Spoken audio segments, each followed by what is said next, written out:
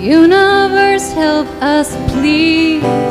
Give us that strength we need to embrace our own divinity.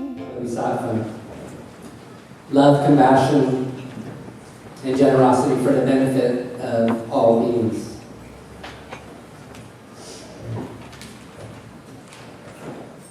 All of you know the characteristics and the qualities of the words that I just shared.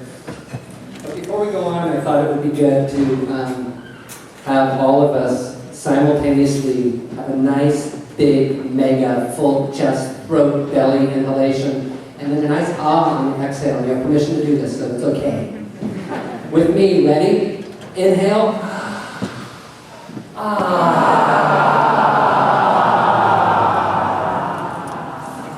Now we're in sync. Today we'll be sharing, and we already are sharing and have been sharing Deb's life together. She wanted this to be a day of celebration of her life, and this is her gift to us. Opportunity for us to get together, opportunity for us to share and love each other. And you may not be surprised to know that Deb actually designed this program, selected the venue, the tablecloth colors were selected by my mom. But just about everything else was done by Deb. And in our traditional way that we work together, I worked for her at Marin County Bicycle Coalition. For those of you that don't know that, she would get the downloads from wherever she got downloads from. She'd get them into bullet form on a piece of paper. And then I was the executioner. I mean, I was the one that executed these things. And here we are again in the same roles. She put down the overall schedule, and me and all of her beautiful friends and my family members and her family members executed this beautiful event here. So a huge thanks to all family and friends that have been part of making this magical event happen, to the musicians, to the speakers, to the videographers, to all of you that are helping. If I didn't name your category, food, everything else, thank you. Those of you who brought food, actually, yeah, in particular, thank you all so much.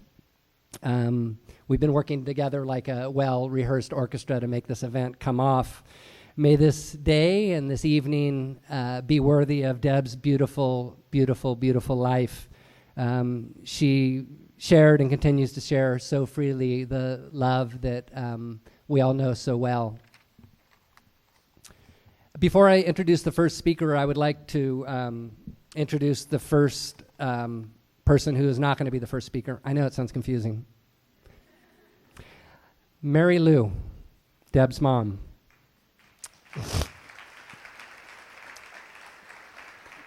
I repeat, she is not, yes, please stand up, Mary Lou, thank you. Mary Lou is not going to be the first speaker.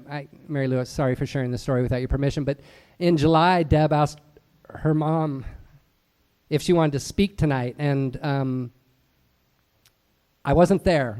And I don't know what happened with the quantity of blood that normally flows through the face of a normal, healthy human being. But it was described to me that her face turned white at just the question. I haven't confirmed that with Mary Lou, and I'm sure Mary Lou wasn't looking in the mirror.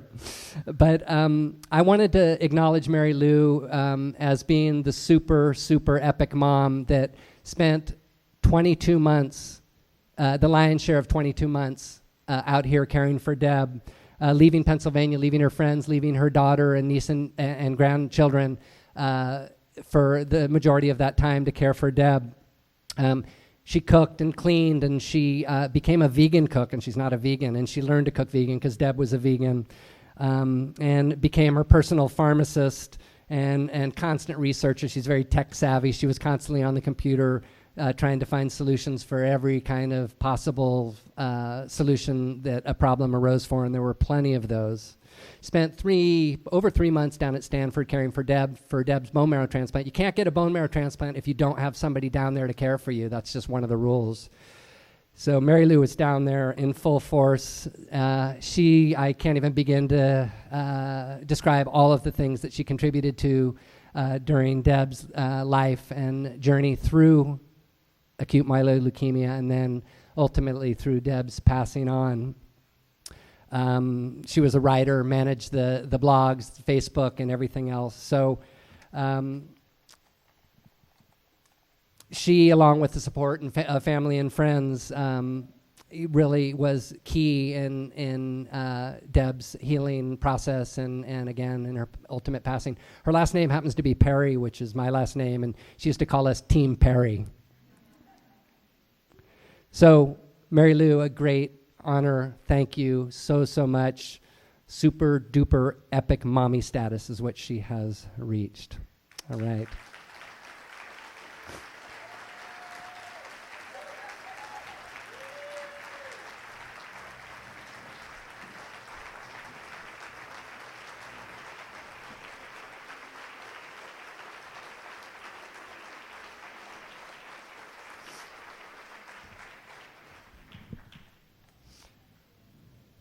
So I wanted to acknowledge there's an elected official table up here, and Jared and his aide are kind of lonely up here. But I see Steve Kinsey here too. But first, okay, so let me go one at a time here.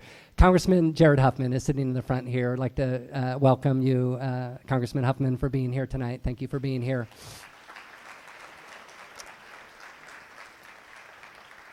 Supervisor Steve Kinsey is here, District 4. And Supervisor Kate Sears is walking up right now. Welcome both to you, Steve and Kate. Thank you for being here.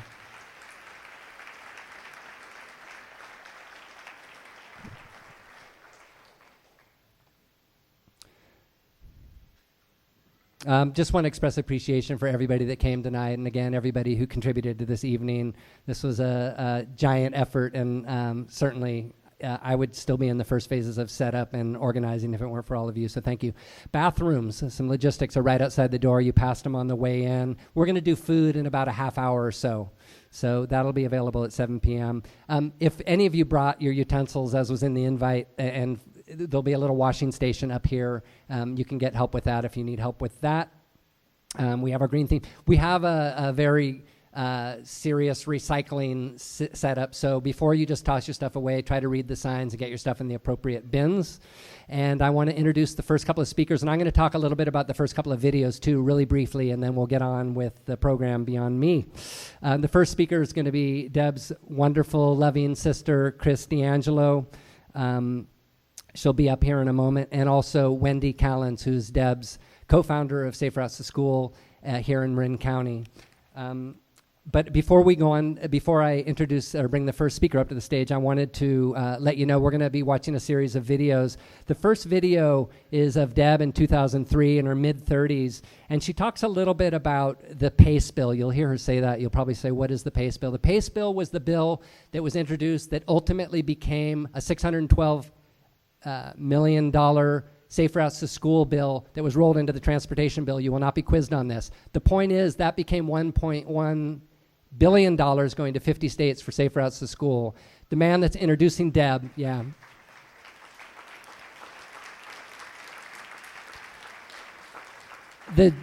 The gentleman and congressman that introduces her in the video is Chairman James Oberstar, who is the chairman of Transportation and Infrastructure. And it was he and Deb together that made the magic happen on the $1.1 billion going to all 50 states. So that was one thing. The second video is of an award, and there's a couple of stats in there that you'll see that now need to be updated. Margot is here from Safe Routes to School, national partnership there, Deb's colleague. But there's now 750 partners. I think the video says 300, and 15,000 schools, which amounts to, over the 10-year period of this bill, millions upon millions of children and countless people in communities that have been affected by the Safe Routes to School, Safe Routes to School National Partnerships work, and that $1.1 billion. Those funds continue to flow. Margot, put your hand up for a second. Margot is Deb's right-hand woman through Safe Routes to School. Margot works in the trenches of Washington, D.C., and is working to make sure that that money continues to flow, and it's no cakewalk, is it, Margot? No, she can tell you all about it if you want to hear about it. So please give a warm welcome to Chris D'Angelo, Deb's loving sister. Deb would be very pleased to see all your smiling faces here today. She made a point of telling me that she didn't want anyone to be sad at this event. She wanted it to be a happy celebration. I'm deeply honored to share this day with each and every one of you celebrating Deb's amazing life. I'm Chris, Deb's younger sister, And let me start by saying, I am not the public speaker that my sister was, by any means, but I will do my best to make her proud. Growing up in New Jersey, Deb dreamed of moving out west, and she did just that right after graduating from college. As a result, we didn't get a chance to see her nearly as much as we would have liked. However, with all her trips to Washington, D.C. and New York City, we ended up seeing her about 4 times a year, which is pretty good for living all the way across the country. And I'm really grateful for all those trips that allowed us to have that time with her. It was really important to Deb to have a relationship with my 2 children, Carly and Drew, who are both here today. Carly and Drew, wave.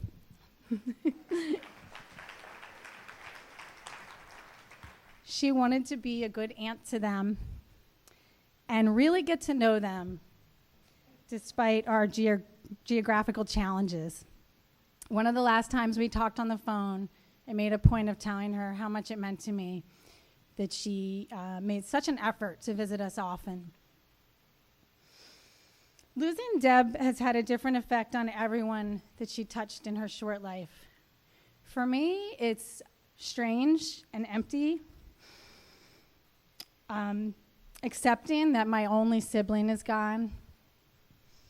I didn't see her in my day-to-day life, so my sadness comes in waves as the reality begins to set in. I have so many childhood memories that include Deb and only Deb. We often reminisced about events growing up on her visits. There's way too many to mention, but I'd like to share a few of my favorites. We had our own language called Ob Talk that my mom taught us when we were pretty young. It allowed us to communicate privately in public. We continued to speak it as adults for fun. Wabi waba jabas dabar tabakabin abab tabak wabanabar wabi wabadamavid. After going to a Chinese restaurant and using chopsticks for the first time, Deb and I decided we would eat every meal at home with chopsticks for an entire year. And if you know Deb, I think you do, doing something halfway is not acceptable, not an option. So everything meant everything, and we both got very good with the chopsticks. A memory that was dear to both of us was having the opportunity to watch our dog Caramel give birth to her puppies. I was in 2nd grade, and Deb was in 5th. Our mom woke us up in the middle of the night so we wouldn't miss this experience. I still remember it clearly today, and we were just thrilled about the puppies. We ended up making a song up about the puppies, which we both remembered every word to and sung many times throughout the year, and often while Skyping and talking on the phone when Deb was sick. I'm not going to sing the puppy song right now.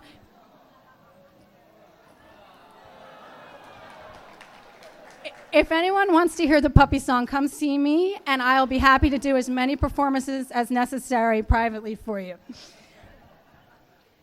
Something interesting about Deb that I recall was that she knew at a very young age she wanted to be a vegetarian. She would, when my mom would say, "We're having meatloaf for dinner tonight," Deb would say to me, "Chris, every time you need to say meatloaf, you call it cantaloupe." She had code words for all the meats that we were served. When you're a kid, you kind of just have to eat whatever's served. But Deb knew. She might have been 8 years old, and she already knew that eating meat was not going to be for her. Speaking of that, I think personalities are evident from a young age. Deb was a leader and a go-getter from the start. I can tell you firsthand that she got plenty of practice on me. And here's a short story that Deb actually suggested I share with all of you tonight. One day, my mom left us home with our grandfather, and he didn't really watch us too well when he was in charge. So we decided to play house, and being the older sister, Deb pretty much ran the show, and I followed her lead. So she says to me, "I think you should be the boy." So we played for a few minutes, and she said, yeah, this doesn't feel real. You don't look enough like a boy. I really think we should cut your hair. And she sold it so well that I agreed to this, and she ended up giving me a very short and not even at all haircut. Then she was done and we both kind of thought it looked great, and she said, maybe I need some bangs, because that would help give me a new look for this too. So she proceeded to cut herself some pretty short bangs. Then we were all happy, and then my mom comes home, and my grandfather says, wow, the girls have been great. They've been upstairs playing so quietly, and we heard our names being called, and we came running down the stairs so proud of our new hairdos. And I can still remember the look of disbelief on my mom's face.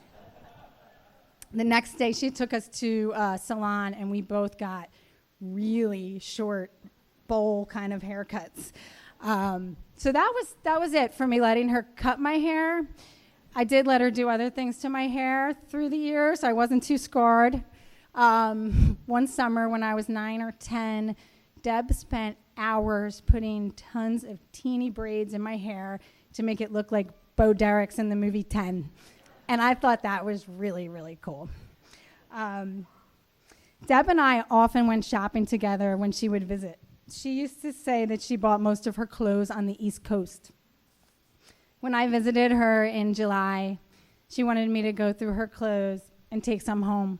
She said, I want you to have first dibs. I've been wearing her clothes often, which helps me feel connected to her. This happens to be Deb's dress, and she suggested I wear it today.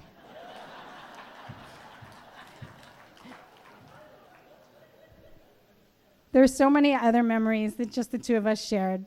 Too many to mention. But Deb, I'm grateful for the memories. I'll cherish them. I love you, and I miss you. Thank you. A lot of us wearing Deb's clothes. We kind of had a free-for-all, and it was interesting because Deb gave very strict instructions that we were not to have a free-for-all. But that, we were supposed to very methodically give clothes to the appropriate people, and she obviously didn't know her friends. But we really appreciate having her wonderful clothes. So yes, I'm Wendy Callens, and I've known Deb for over 20 years now. I knew Deb, still know Deb. I first met Deb when she moved to the San Geronimo Valley. Even then, everyone who met her saw that there was something remarkable about this young woman. Not just intelligent, but insightful, highly organized, balanced, and on top of that, very vivacious. So it was an interesting combination. Usually you think people that serious and that, organized are going to be, kind of low key, but not Deb. She could play as hard as she could work. I told her even then that she was destined for something great, and I didn't think it was working for $10 an hour out in the San Geronimo Valley Cultural Center.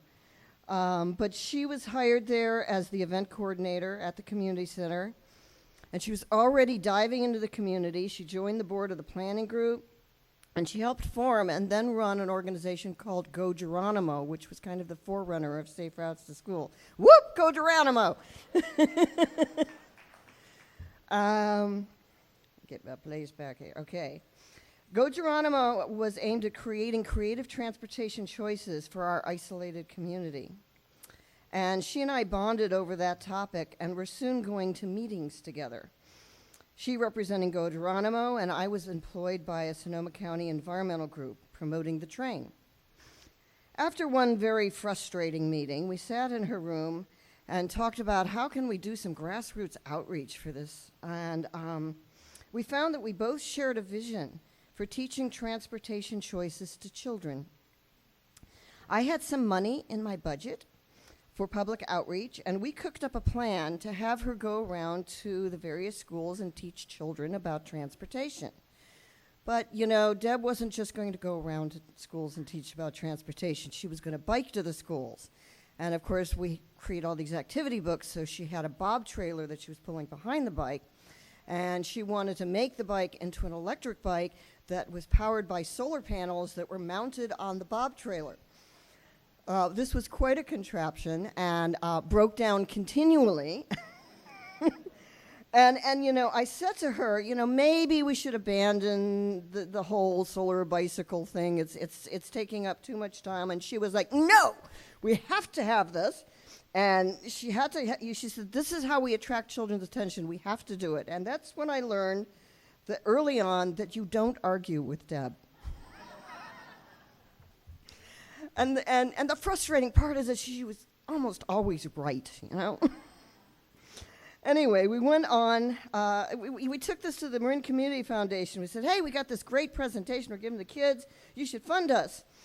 And they said, a presentation is not a program. Come back to us when you have a program. So Deb went on to form the Marin County Bicycle Coalition. While lobbying in Washington for a non-motorized pilot program, she met Congressman Jim Oberstar, who told her he was interested in funding a program called Safe Routes to Schools from England. By coincidence, I had been doing a research project with Ann Seeley, and Ann Seeley is kind of the mother of Safe Routes to Schools. She worked for the Department of Health Services, and Ann Seeley also we lost from cancer at about, she was just a little bit older than Deb when we lost Ann, so that's another one we lost from Safe Routes to Schools. So we both found funding, and we joined forces again to create the first suburban Safe Routes to Schools national model. Deb had her sights on a national program even as we developed the local pilot. She insisted we focus on short-term gains so we could show Congress the program worked. Someone once described her as part cheerleader and part drill sergeant. Someone else once called her the Energizer Bunny. She just keeps going and going. Those two traits helped her achieve that vision of a national model, a national program, with the bill passing in Congress, as Andy has told you, that ended up providing $1.1 billion in national funding for Safe Routes to Schools.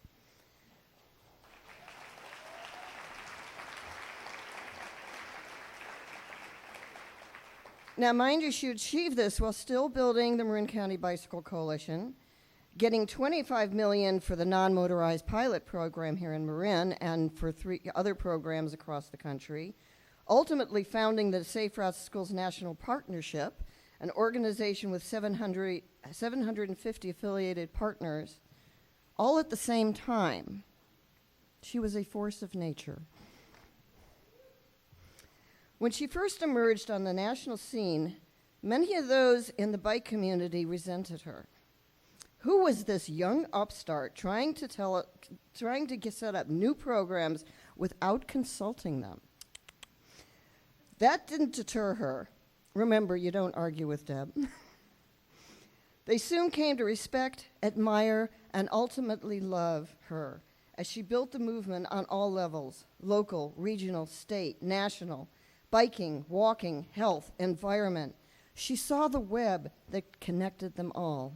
And you can tell that when you look around at the people from all the different communities, from all the bike communities and the Safe Routes communities and the dance communities and the yoga communities who are here today. With the ability to see both the big picture and the minute details, Deb was able to accomplish whatever she set her sights on. And with her cheerleader personality, she was able to rally people around the cause. This was Deb's biggest strength. She brought people together. Even as she was facing her own death, Deb brought together her friends and family as we all went through her journey with her, alternately supporting her and being supported by that circle. She left us way too soon. But as they say, the brightest stars often burn out. But what a legacy she leaves behind. It's hard for me to believe she's gone. I hear her voice in my head. I see her everywhere. Those who leave their mark on the world never die. Think of her every time you see kids walking and biking to school. As you ride through all the incredible bike ped facilities she helped to create. As you do your morning yoga, her other passion. Or as you dance on the dance floor, Deb is there. That was her greatest passion, dancing. She will always be with us in the work that she did and the love that she shared. And now it's up to us. What will you do to create a sustainable world? That was her vision, a sustainable world. What is your piece that fits the whole vision? How will you make your life more sustainable? And just as a personal suggestion from me and Deb, you can start by driving less. And now a human dynamo who has mobilized the bicycle community of Marin County, Debbie Hubsmith, who made the Safe Routes work and continues to make it work. Debbie.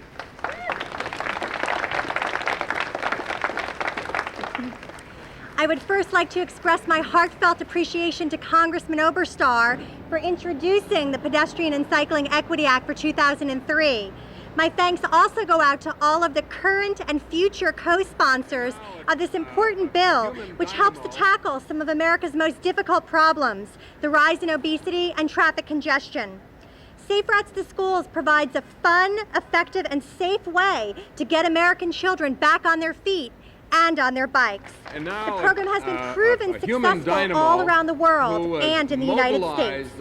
I have had the pleasure of helping to organize the Safe Routes to Schools program in Marin County, California, a suburban and I would mention hilly community just north of San Francisco.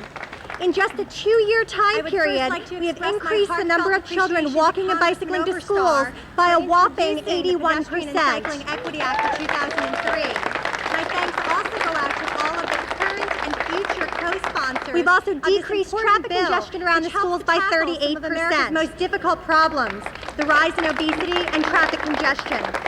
Safe Routes to Schools this is because of our hero parents and because of the partnership to get American children back on their feet and on their bikes. Traffic engineers, the program has been proven successful all around the world and in the United States. For the health of I've had the pleasure of helping to organize the Safe Routes to Schools program in Marin County, California, like a suburban and I would mention hilly community just north of San Francisco.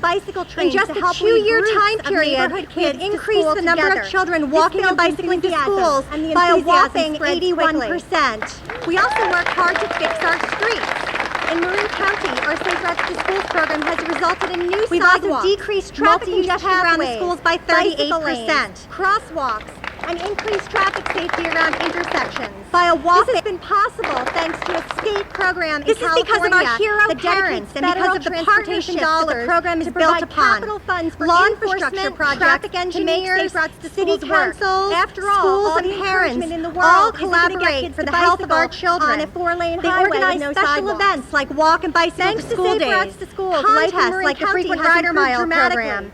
The streets are now and parents also organize walking and bicycling and bicycle trains to help lead groups of neighborhood kids new life together. To the community. This builds and enthusiasm on their faces, and the enthusiasm spreads quickly. And everyone else of the joy we also work hard to fix our streets to schools in Marin County. Our Safe Routes to Schools program has resulted in new sidewalks, multi-use pathways, bicycle lanes, crosswalks, and increased traffic safety around intersections. Congressman Oberstar, this has been possible thanks to a state program in California that dedicates federal transportation dollars to provide capital funds for infrastructure projects to make Safe Routes to Schools work. After all the encouragement in the world isn't going to get kids to bicycle on a 4-lane highway with no sidewalks.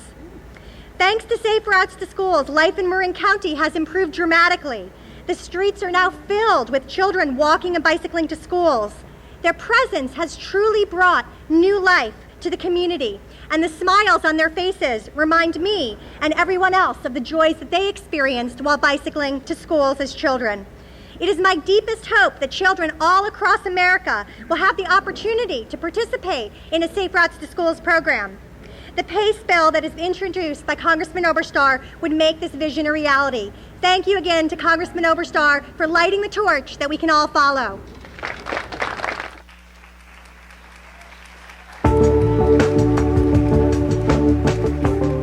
The Game Changer Award recognizes an individual who has led the development and implementation of obesity methodologies, resulting in successful obesity prevention strategies.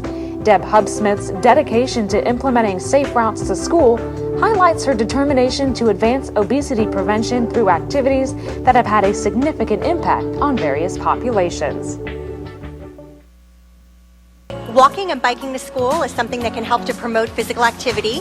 I don't drive no car, doing what I like. When I ride my bike, not just for play. I'm cruising it every day. I'm rolling with you, but we ain't making no CO2. Feel the wind blowing through my hair. My bike can take me almost anywhere. Make eye contact with drivers, I know they can see me. And then they see just how fresh they could be. Cause my legs ain't weak. Save a lot of money cause biking is cheap. And actually, biking is free. And it's a whole lot better than watching TV. Don't need a ride. Ride my bike to school. Now I know all my neighbors. Feeling good and it's no surprise. I get stronger when I exercise. We made it a game. All get together on the bike train. I always wear my helmet cause my helmet looks cool. And if I fall down, said I won't be a fool. Sometimes I run, but when I go the distance, biking is more fun. Always ride safe, obeying the rules of the road with a helmet upon my head. Street smarts. Street smarts. Street smarts.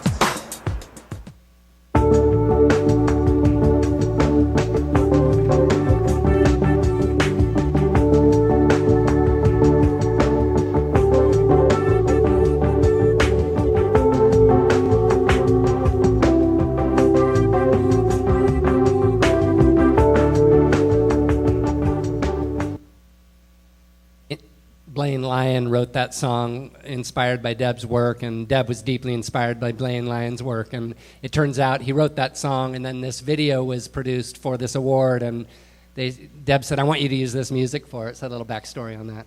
Takes a village. 2, 3. I am so excited about today's event. It is amazing to see how many people turned out to celebrate the opening of the Cal Park Hill Tunnel, which is going to make it safer and easier for people to be able to walk and bike, and really represents the dawning of a new era for bicycling here in Marin County. We've been working at this for about 12 years now to open up this tunnel, and it is just amazing to see that it has finally come. It's 1.2 miles from sort of tip to tip of the paved paths, including the stretch of the tunnel. The tunnel itself is about 1,100 feet long. This is a state-of-the-art facility. It's got lighting and cell phone accessibility and security cameras and beautiful smooth pavement, ventilation systems. I mean, what more could you ask for? And it's for bikes and peds. Anytime you get together 100 or 200, I don't even know how many people are here, and you do a bike ride for the first time in a new place, it's a special moment. We had a huge turnout today, a whole bunch of people on foot, in wheelchairs, and on bikes. It was an awesome demonstration of the vision of a multi-use path. This vision for having a bicycle and pedestrian pathway parallel to the rail line has been alive since the 1970s. A lot of agencies came together. There were some fights along the way. We had to stop a parking lot from being built at one side of the tunnel. You know, the future for our country depends on taking on these kinds of challenges, giving people healthier opportunities to include exercise in their mobility, to reduce our fuel consumption, and to have a whole lot of fun while they're moving around. This is really a big development because this is a classic example of a tunnel replacing a roundabout way that goes around the mountain. And when you can make bicycling faster than any other way to travel from one point A to point B, you really win. Depending on how slow you ride or fast you ride, easily shave off 15 minutes from a bike commute between downtown Santa Fe and the Larkspur Ferry Terminal. Who was this tunnel originally made for? Well, it was the San Francisco and North Pacific Railroad out of Tiburon, going up through Santa Fe and up north. In 1884, they built this tunnel to get a flat route over to Tiburon. And when the rail declined after the Golden Gate Bridge was put in and everybody started driving, it was kind of forgotten, and now it's being revived, and not only for bikes and for people on foot, but I believe also for trains ultimately. The vision is that someday, right on the other side of this wall here, the smart cars will be coming through, bringing people from Sonoma County all the way here to the Larkspur Ferry. It's my pleasure to introduce the lady who started a lot of these ideas, Deb Hubsmith from Marin County.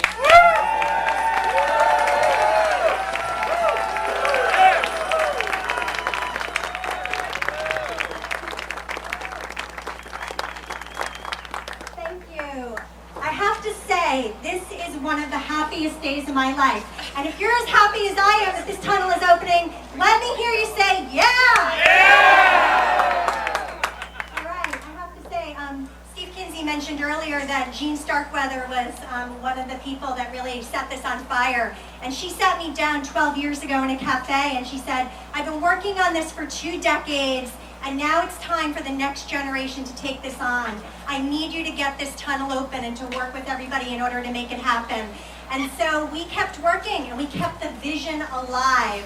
And the vision is to have an interconnected bicycle and pedestrian system that connects from homes to schools, to residences, to transit centers, to all over Marin County, to Sonoma County through the SMART train, and eventually all across this nation, so that we can shift and get people out of their cars, so that we can be healthier, so that we can be fitter, so that we can use less oil, and so that we can be happier. Because tell me, do you have more fun sitting in traffic, or do you have more fun walking or bicycling?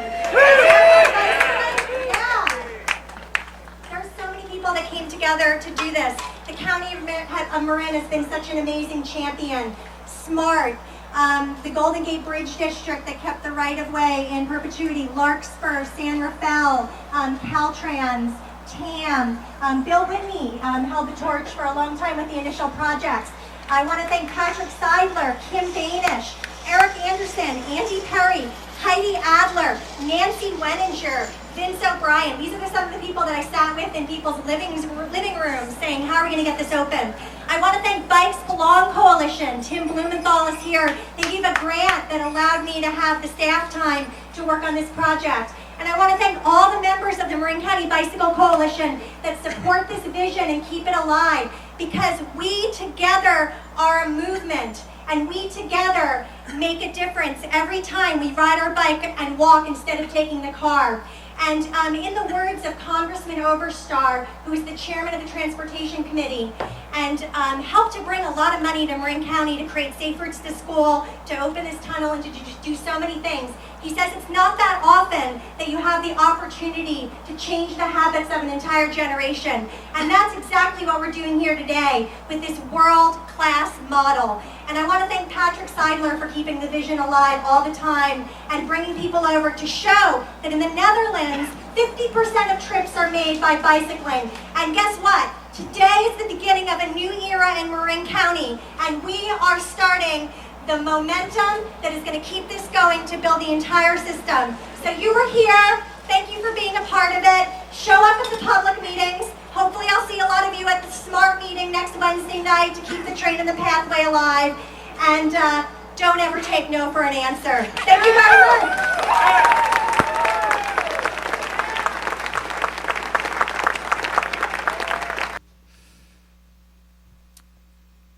I want to make a few comments about our next speaker, which is Congressman Jared Huffman.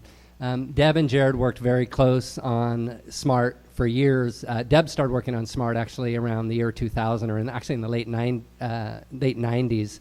But she worked with Jared on SMART through the planning of the campaign through the 2006 election, 2008 election, and then when Jared became our assembly member in Sacramento, she continued to work on him.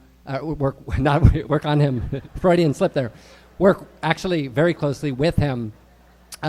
She worked on plenty of elected officials, I can tell you that.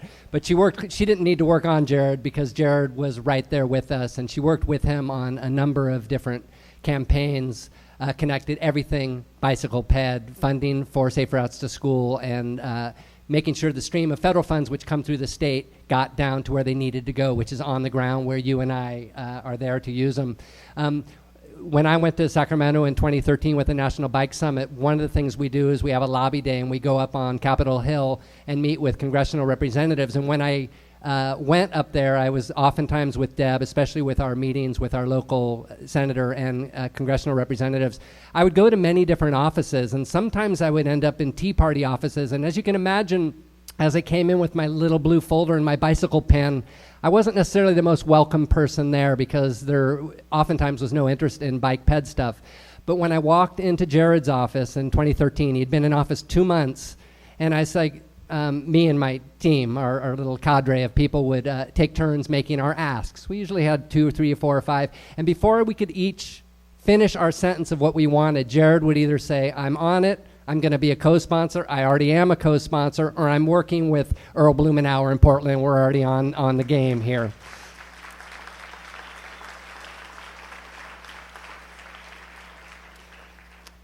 So Congressman Huffman has been a wonderful supporter of all things related to green transportation, and his work goes far and above green transportation. He's done brilliant work on all aspects of the environment, on water policy and water issues here in California, and go to his bio on his website. He's been a phenomenal elected official, and someone that I'm very, very proud to call my congressman here in Marin County and for the United States.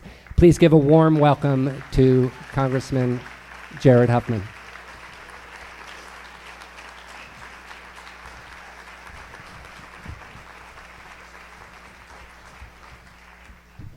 Thank you, Andy. I think I may be the only part of the program here tonight that Deb did not personally specify and script, actually. Had she done that, she certainly would have told me not to wear a suit. Look at this crowd. Force of habit, I apologize. But wow, I appreciate the chance to share some reflections on our great friend Deb, and thanks for making room on the program for me, Andy. And when I look around this room, one thing is very clear. I think all of us can feel that amazing positive energy that was the essence of Deb Hubsmith. And I think it's here because that's how it always was with Deb. She was contagious. It rubbed off on everyone around her. There's no way one person acting alone could have done everything she did in 46 short years. She did it by that contagious effect, that special talent for motivating everybody that she worked with, everybody that she knew. And the metaphor that I keep thinking of with Deb in this regard is the candle that is able to keep lighting a bunch of other candles without losing its own flame. That was how Deb did it. I met her in the waning days of the last century, actually 16 years ago this month. She was just getting warmed up at that point as an advocate and as a leader. She was the bright 30-year-old executive director of the Marin Bicycle Coalition. I was a less bright 35-year-old public interest attorney and also a director of the Marin Municipal Water District Board. And as we approached the year 2000 to celebrate the millennium, the Marin Independent Journal decided that it would recognize some young professionals in various fields with something it called the Millennium Leadership Award. And Deb and I were both recipients of this very cool award, and I'll always remember the fancy ceremony at the Marin Art and Garden Center. It was a beautiful October night, much like tonight, and we were there with, you know, all of the luminaries from all over Marin County. They were honoring us as young leaders, and we were there talking about all the big things that we hope to do in the years ahead. And I think the reason I remember that evening so clearly is it was so full of possibilities. And there was nobody that embodied that sense of possibility more than Deb. Now, I know that she was proud to get the award that night, but what I really remember about Deb that night is how she worked the room. She was all business, and I think what made her even more excited was she had a captive, high-level audience to lobby on bicycle stuff. And that is exactly what she did. That evening was the first time that I experienced one of Deb's super energized, rapid fire, perfectly enunciated pitches about safe routes to school and bicycle transportation virtues. She was impressive, she was instantly likable, and she was obviously destined for great things. As Andy mentioned, I had the chance to work with Deb a bit on and off over the years. We worked most closely together on the 2 SMART campaigns, and then during my years in the State Assembly, I really considered Deb my go-to authority on anything involving bicycles and alternative transportation. I trusted her. She knew her stuff better than anyone else I knew. And I will always regard her as one of the most prolific, determined, and effective advocates that I have ever known. With Deb, anything seemed possible, even the most audacious, ambitious proposal and plan. And I think that's why I keep thinking back to that Millennium Leadership Award reception where we were all so energized that evening by the sense of possibility. Like all of you, I'm heartbroken that Deb's life and her work and her wonderful, infectious effect on all of us has been cut short. I can't even imagine all the things that she might have accomplished if she had a couple more decades to work with. But I'm also filled with an enormous sense of gratitude for the time that we did have with Deb, all of us, and so many places in our community, so many places all over this country are better for the work that she did, and especially for the uncanny way she motivated others to do big, amazing things. Deb really was like that candle that lights a whole bunch of other candles. Her life and her work touched all of us, which, if you think about it, makes us the keepers of Deb's flame, of her positivity, her enthusiasm, her environmental values, her unwavering determination to make a difference. So as we celebrate Deb's life tonight, let's also remember that we are the keepers of that flame. Let's go forward tonight after this event, and let's do everything we can to spread that flame to others, as I know Deb would want us to do. And certainly, as a member of the House Transportation and Infrastructure Committee, I've got a lot of candle lighting to do in Deb's honor. So thank you very much. And Andy, if you would, Deb's legacy is going to be very enduring. And the most enduring thing I can do as a member of Congress is to put something in the permanent record of Congress that's housed at the Library of Congress. So I'm happy to present you with this congressional recognition that will forever be in the congressional record, that any of you can go to Washington, D.C., stop into the Library of Congress, and look up the date, October 9th, 2015, where you will find this special commendation for Deb Hubsmith.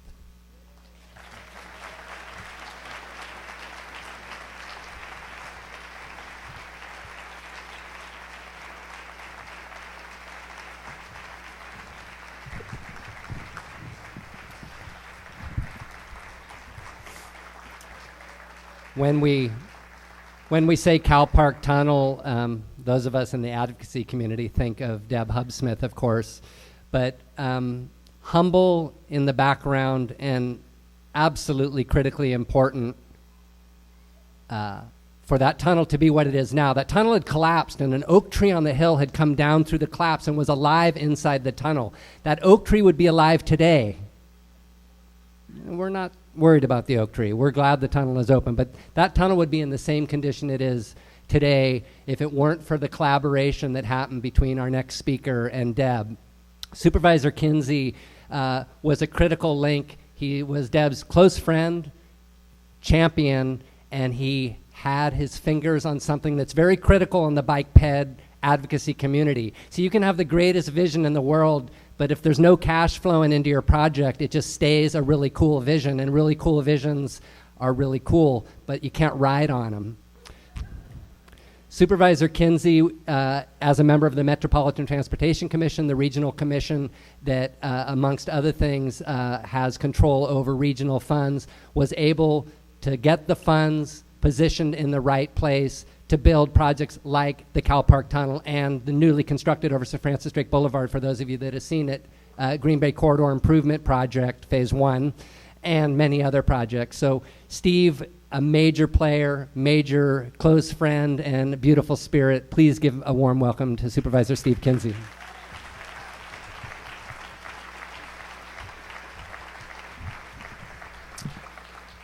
Thank you, Andy. Thank you, Mary Lou, Chris. Thank you for being here in honor of Deb. And really, all of us are here because she let loose the love, and that's what we're really here for tonight. I don't want this to turn into a transportation workshop. You know, there was plenty of achievement, remarkable achievement. And I did have the privilege of knowing Deb both in her political work. I was the local politician in that petri dish of possibilities that she saw so early on and turned into this remarkable national program that brought in over $1 billion today and counting, and with all these candles lit, may well keep the flame bright for a long time to come. But, you know, I've been around long enough in the world that I live in that I knew Deb Hubsmith when she was just a Debbie. How about that? We all went through the day that she decided that Debbie wasn't professional enough and she had to become Deb. And when we mistakenly call her Debbie, we were advised immediately that she was no longer Debbie. So now with Deb, there's just a handful of other wonderful stories that I could share that sort of supersede the work that we did together on the political front. When I was elected in 1996, she had just found her way to Marin County. She was part of a remarkable idea of re-inhabitation, again, the early roots of sustainability. And she was at a close friend's, the Thellens house, the Red House, and she learned that I had been elected and was a supervisor, and she was very concerned about a project that was happening in the community that was going to be a subdivision of land, and she was suspicious that I was really, you know, just a pawn for the developers. And what that conversation led to was actually a camping trip that she and two of her close friends, Jai Flicker and Ace Thelen, went with me, and we spent a night in a tent together. I was a new elected official and thought this is the way you reach out to your constituency. It was a great evening, I must say, and we did solve a lot of problems, but that was just the beginning. You know, when Chris talked about Deb being a vegetarian very early in life, you got to know how fun it was to travel to Middle America with Deb and stay in a, you know, Best Western motel and go to the adjacent kind of Denny's style restaurants and watch her always order a baked potato. Okay, she had her ways. There were other things about Deb that were remarkable. We got to travel through Europe together for over a week, and I was always amazed that she had this little pack that carried all these clothes, and yet she would come out for the meetings with the various dignitaries in that pantsuit, you know. So I love to see her go from that to the remarkable contact improv world that we exposed each other to. She opened my minds up, my friends' minds up to what it could be. And with our friends Annie and Bob, I like to think that I got to contact improv with Deb all the way from Malibu to Santa Barbara once in the back of a car. So she didn't need a stage to have her dances on. By all of this, what I'm really meaning to say is that we were terribly close, and it's very hard to have such a deep and passionate, soulful 105-pound package of gymnastic joy be no longer with us. But she is with us because we're here tonight. We're so thankful for the time we've had.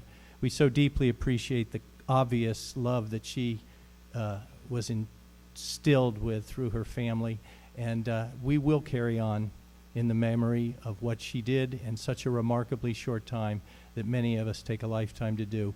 And I do believe that's part of the reason she spoke so fast. Thank you very much. So we're going to have a song by Deb's dear soul sister, Samantha Raven. Samantha had taken a somewhat of a hiatus from her music for a long time, and Deb, during her illness, continued to encourage her to get down with her bad self and bust out her guitar and start playing music some more. And during that time, just recently, she started to play more, and she has a beautiful song to share with us this evening. So please welcome Samantha Raven.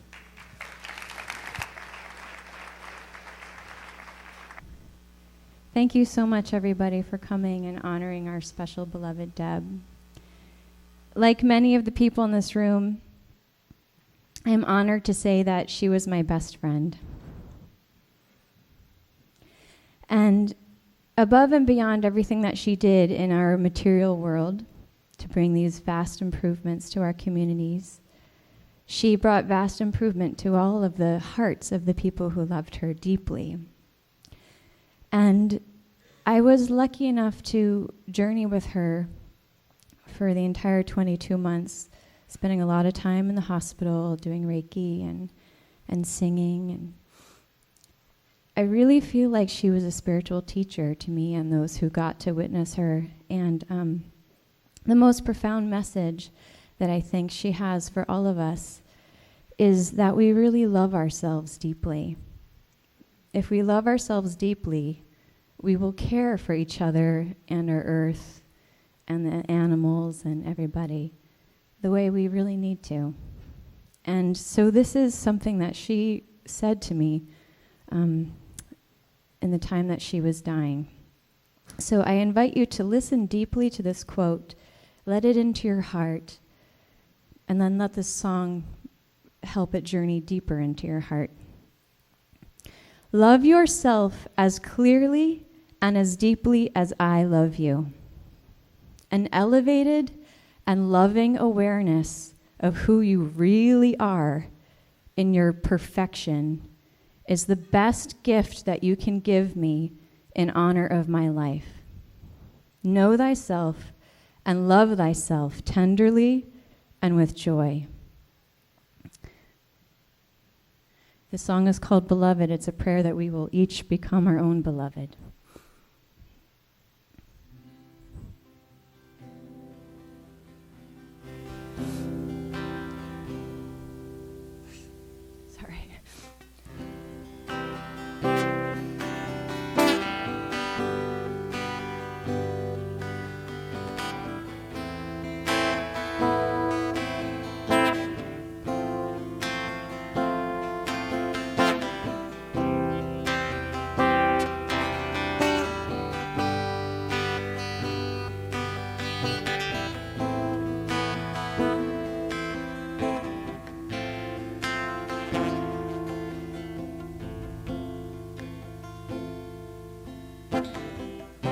The universe, help me please, give me that strength I need to embrace my own divinity. Help me to see my fear and call it near and say, come and sit upon my knee. Help me to let go of what won't let me grow. I'm tired of holding myself back. Help me to let go of everything that I know is not the light that shines inside my heart so bright.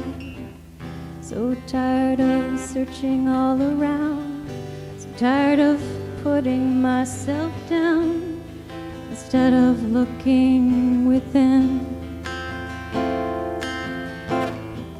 So tired of the comparing game, so tired of causing myself pain, repeating those patterns again and again and again and again and again and again and again. Oh.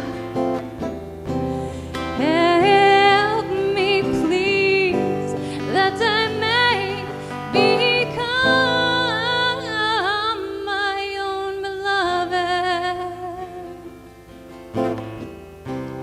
That's my dream, that we all will become our own beloved.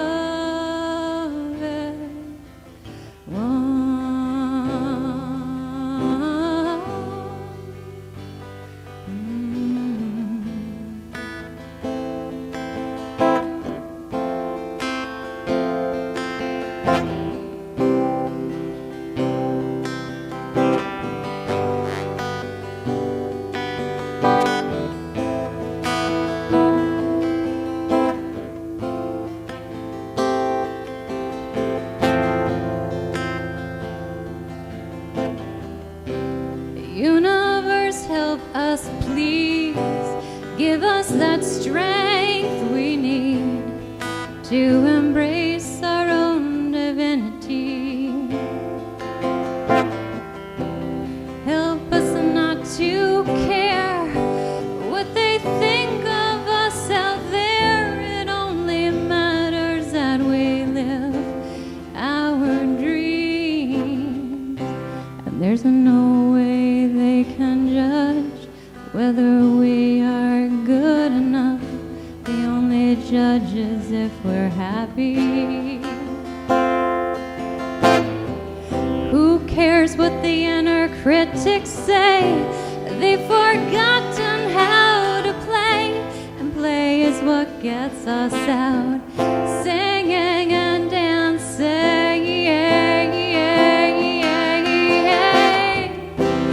Help us, please, that we may become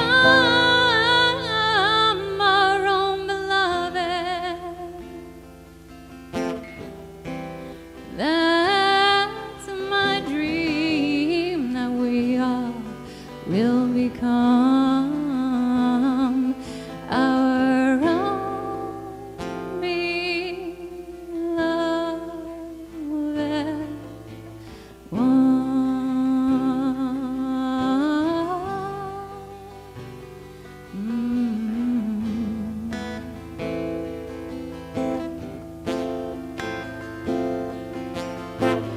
Our own beloved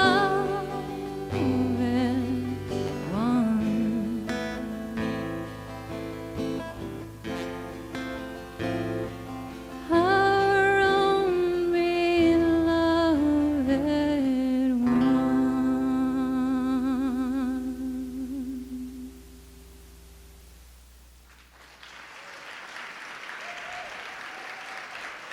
Thank you, Deb.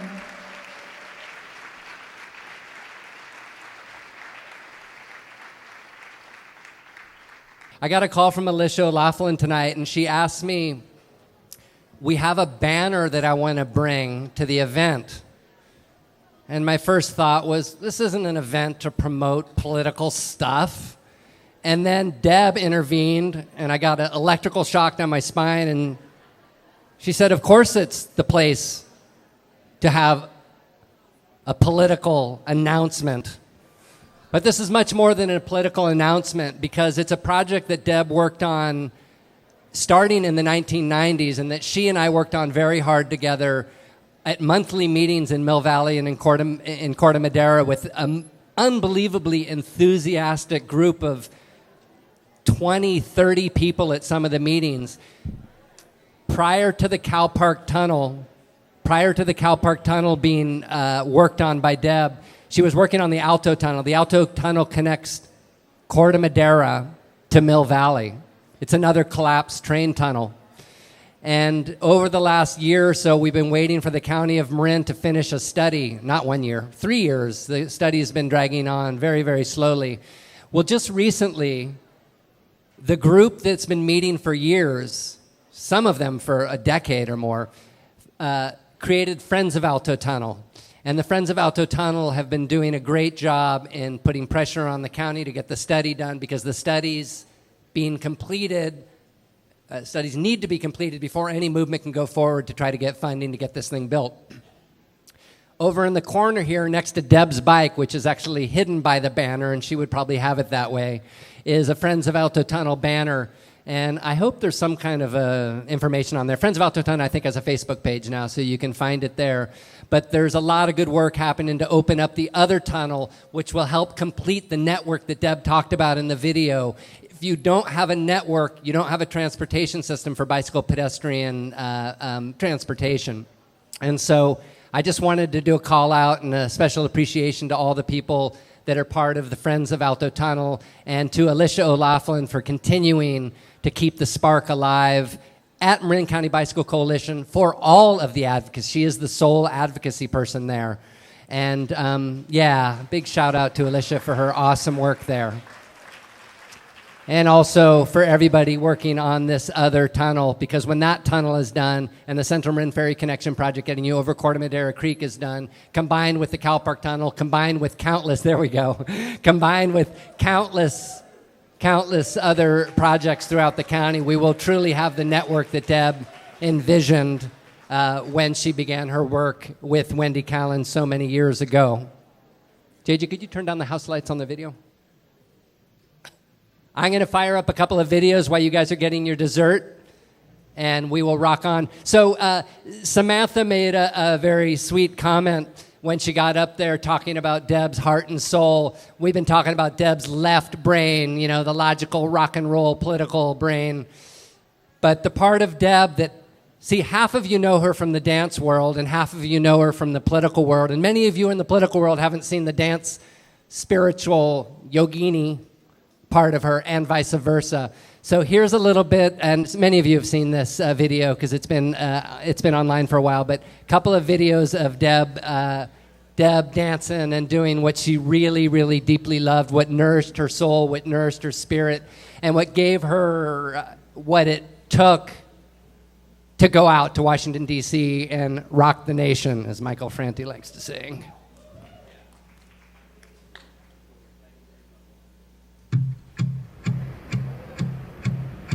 I'm going to turn the projector on again because the evaluations have shown that people prefer. There we go. Silly me. Do you hear me? I'm talking to you across the water, across the deep blue ocean, under the open sky. Oh my, baby, I'm trying. Boy, I hear you in my dreams. I feel you whisper across the sea. I keep you with me in my heart. You make it easier when life gets hard. Lucky I'm in love with my best friend. Lucky to have been where I have been. Lucky to be coming home again.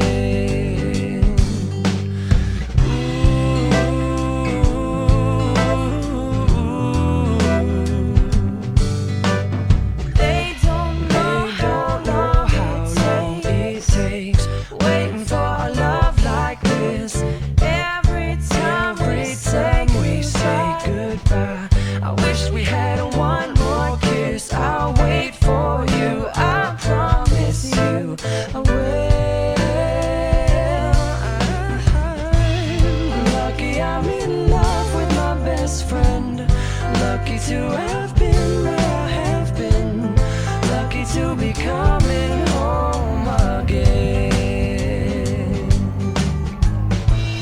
Lucky we're in love in every way, lucky to have stayed where we have stayed, lucky to be coming home someday. And so I'm sailing through the sea to an island where we'll meet. You'll hear the music, feel the air. I'll put a flower in your hair. Golden breezes through the trees, move so pretty. You're all I see as the world keeps spinning round. You hold me right here, right now. Lucky I'm in love with my best friend. Lucky to have been where I have been. Lucky to be coming home again. Lucky we're in love in every way. Lucky to have stayed where we have stayed. Lucky to be coming home someday.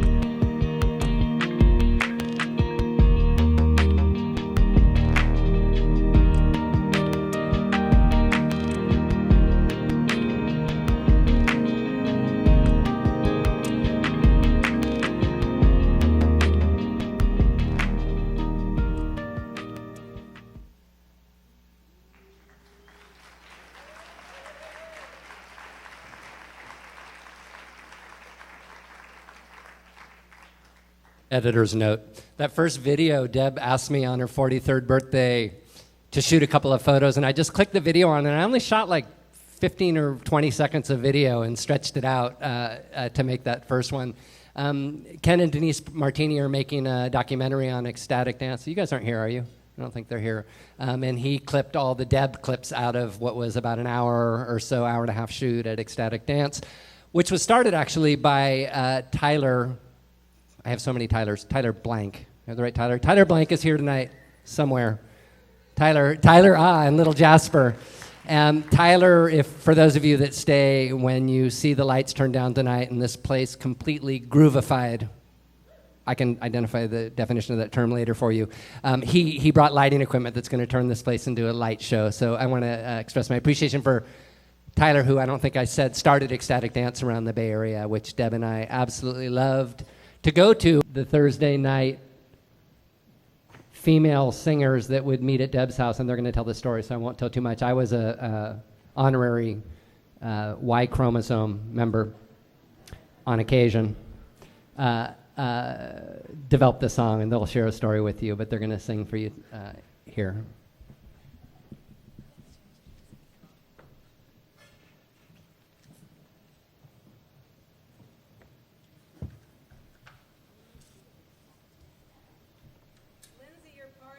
I'm right here. Watch that too.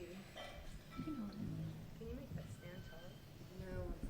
Oh, JJ, will you turn that back off because I want to put the strap up first. It sounds like Thursday night, really. This is kind of how we got together. We'd walk in, we get set up.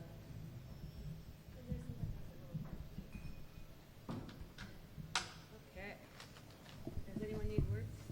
Yes, I need words. Actually, I could use those cords. Yeah. Sure. I'm gonna use that. Can you put that to the side? Could you want to use the cords? Okay, there we go. All right, okay. Do we tell it first? Okay, I'm first. We all here? We're here. Hi. So, the song we're about to sing for you has a history to it.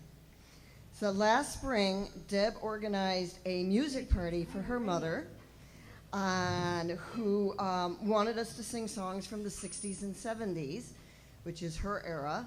Happens to be my era, too. And so we did, and we had a great time. And Deb loved it so much that she decided to do the same for her birthday in June. This, too, perked her up and raised her spirits. At that point, she knew her time was limited, and being cooped up at home was really getting her down.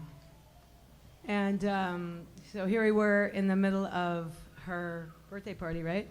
Her birthday party. I was making sure everything's ready. And thank you, Andy. And she sits up on the couch and says, I want to do this every Thursday night. So we started those Thursday nights, and we continued for a couple of months.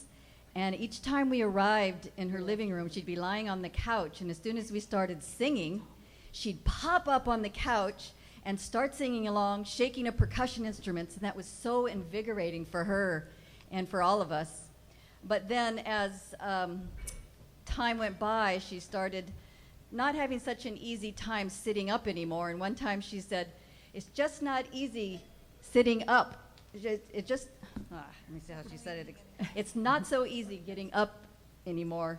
And Annie, who was holding the guitar, starts strumming some chords and making it into a melody.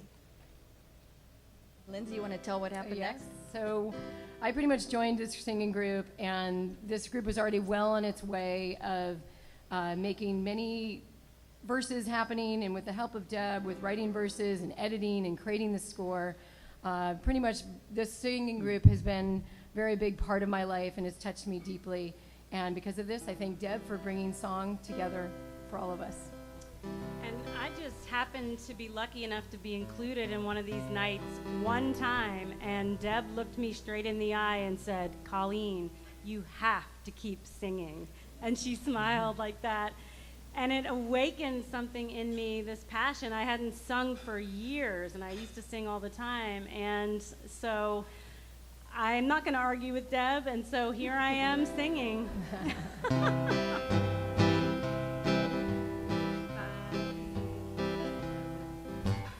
just can't sit up easy anymore. It hurts so bad I'm lying on the floor. My bones are aching bad. It's messing with my head. Oh, I just can't sit up easy anymore. I just can't walk real easy anymore. I wish it was easy to walk right out the door.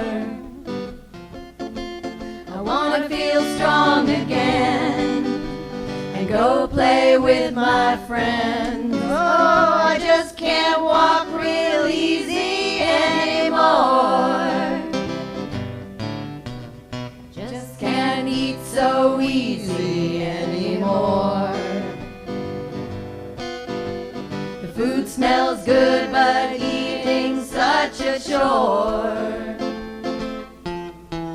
I used to love my salad. Now nothing agrees with my palate. Oh, I just can't eat so easy anymore.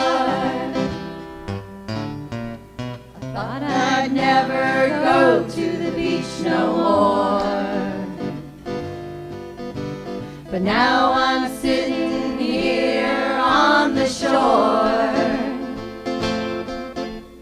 Fingers in the sand, hanging with my man. I just know how to love forevermore.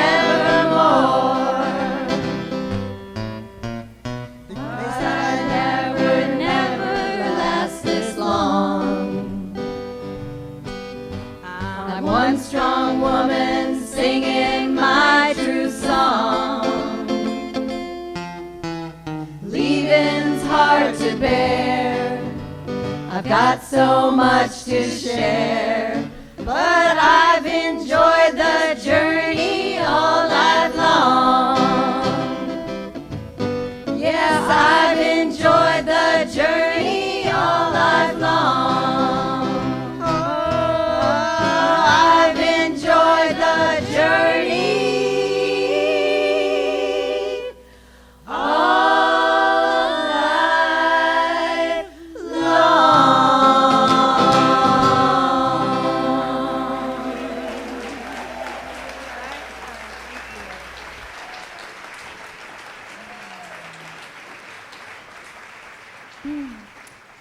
Music was such an important inspiration and healing for Deb, and it was clear when we were doing music that the full aliveness of her spirit was completely blazing and present when we were together. And I just wanted to share with you a beautiful moment, which was that music accompanied her through the end of her life. And the day that she died, I was able to be in the room playing guitar and singing while Andy and her mother were touching her and telling her to merge into the light. And music was the last thing that she heard, along with words of love from her mother and her husband. And it was really, really the most beautiful death I think a person can have. And then the next day or so, when her body was taken from her house, there were about 14 of us there. And all of the women who had been in the singing circle were there too.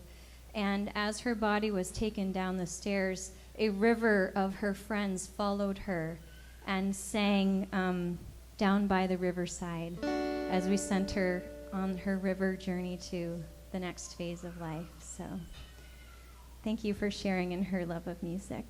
So we're going to step off the mics, except for a few verses that you'll catch on really easy, but we want to sing with you on this one. So I'm gonna lay down my burden down by the riverside, down by the riverside, down by the riverside. I'm gonna lay down my burden down by the riverside, study what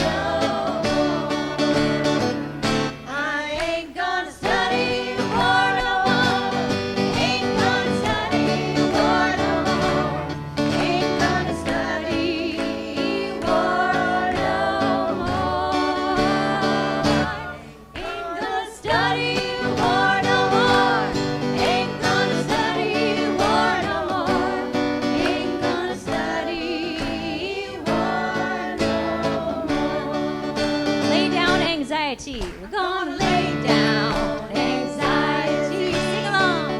Down by the riverside, everybody. Down by the riverside. Down by the riverside. We're gonna lay down anxiety.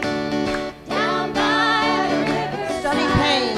Study pain no more. I ain't gonna study fear no more. Fear ain't gonna study fear no more.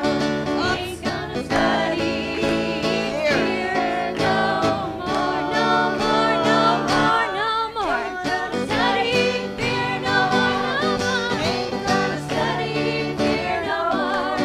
Ain't gonna study fear no more. Lay down suffering. Gonna lay down our suffering.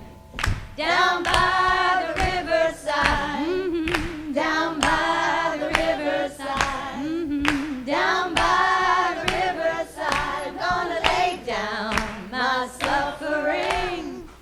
Down by the riverside. Ain't gonna study pain. Study pain no more. I ain't gonna study pain no more. Ain't gonna study pain no more. Ain't gonna study pain no more. Ain't gonna study pain no more. Ain't gonna study pain no more. Ain't gonna study pain no more.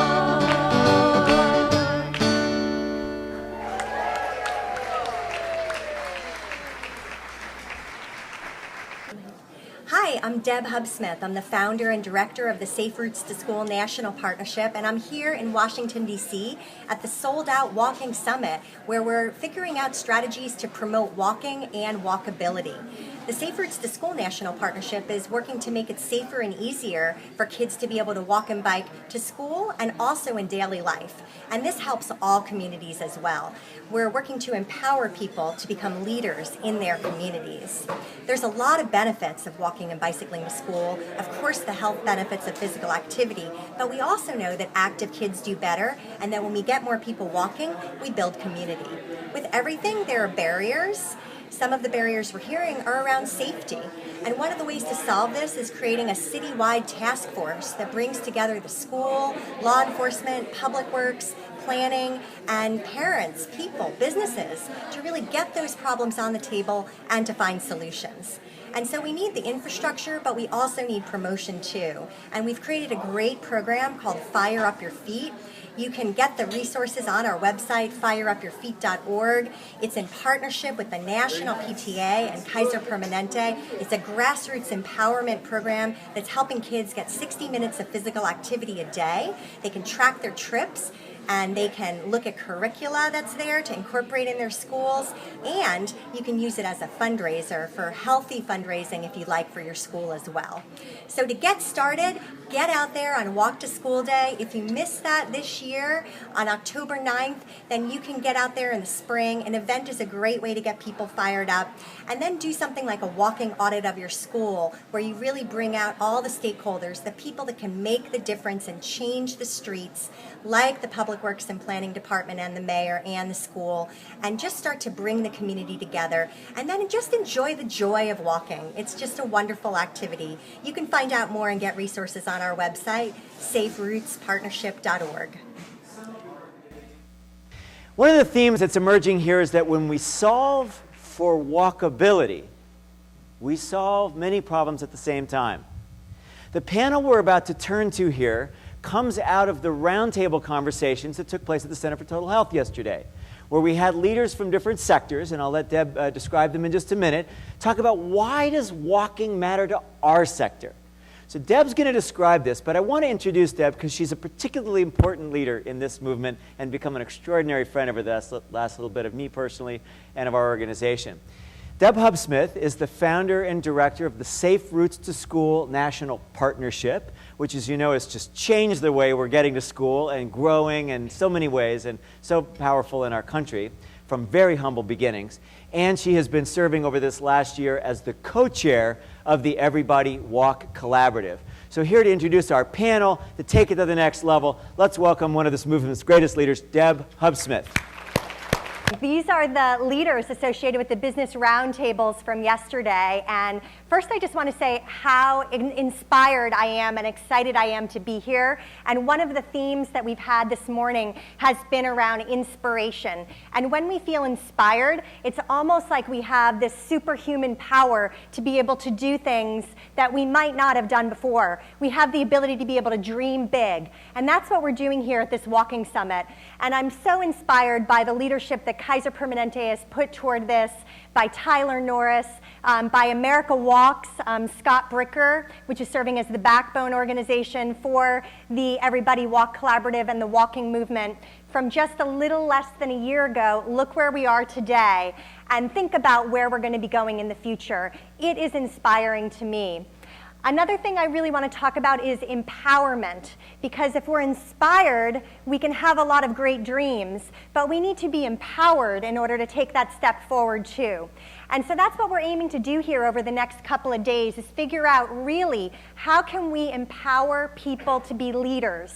How can we empower people to be leaders in their sectors? Because when we do that, then we're really creating a movement. And that's what we're doing. We're doing nothing short of creating a walking revolution, a movement.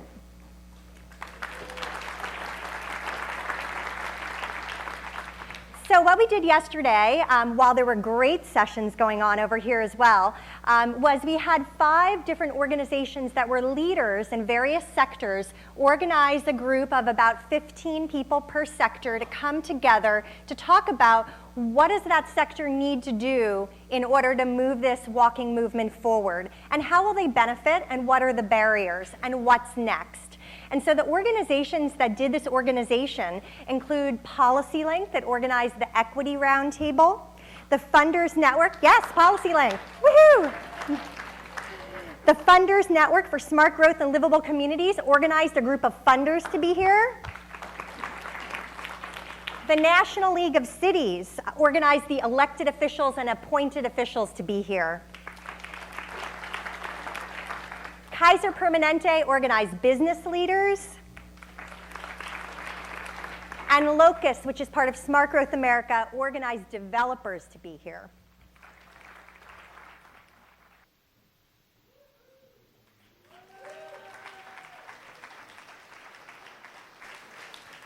I don't think we needed all that specifics about the conference, but I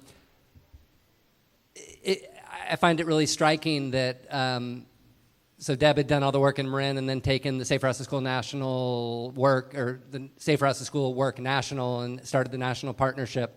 And I wanted to acknowledge also Beth and Risa and Margot, and somebody else is over there.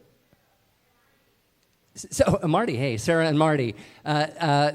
Several of these people, Marty not included, came all the way across the country to be here tonight. This is the sort of the Washington contingent.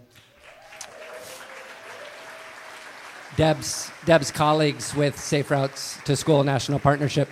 But as if Safe Routes weren't enough and the work Deb had done in the county here and the state of California wasn't enough, she got involved in this walking movement, as was just indicated in the video, with Kaiser Permanente, which ironically is the hospital she spent many months in over the last couple of years, and the America Walks, funded by, I think, Robert Wood Johnson Foundation also. A really good partnership on really developing the walking movement. And it was just sort of being birthed, really, at this conference where you just saw these videos.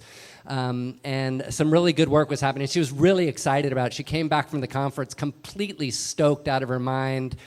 She had a prominent role in it, and she loved to speak. She loved to inspire people. She really saw that as a future role. But I digress. I want to introduce the next speaker, who you just got a little taste of, Tyler Norris. And what's really interesting is that when Deb and I were planning this this event together, we said, who will fill this, this third slot or whatever, fourth slot of the program? And we both immediately said Tyler Norris. And she said, well, what if Tyler can't be there? And I said, we'll select the venue date around Tyler because we want Tyler there. And why was Tyler so important, you ask? You are asking that, right? Nod your head, yes. Tyler bridges a gap that was really critical. I didn't meet Tyler through Kaiser Permanente or at Everybody Walks or America Walks or the walking movement. I met him on the dance floor at Ecstatic Dance, those strange moving people that you saw in the earlier video. Unless you're an ecstatic dancer, then it looked normal to you. But Tyler is a dancer and a leader in this emerging walking movement, which of course wasn't a movement 100 years ago because everybody in fact did walk, but now we have a movement called Everybody Walks because we're all driving our cars too much. So Tyler is here and was a colleague and a partner and a friend and a dance partner and a beautiful, fantastic, great spirit. If you didn't already get it from the video, you get to get it live now. Please give a warm welcome to Tyler Norris.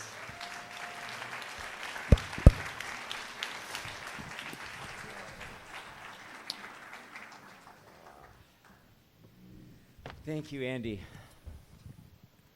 I'm so honored to be able to bring my little tile of the mosaic into this extraordinary, beautiful image that we're all getting to see of these different facets of Deb's life.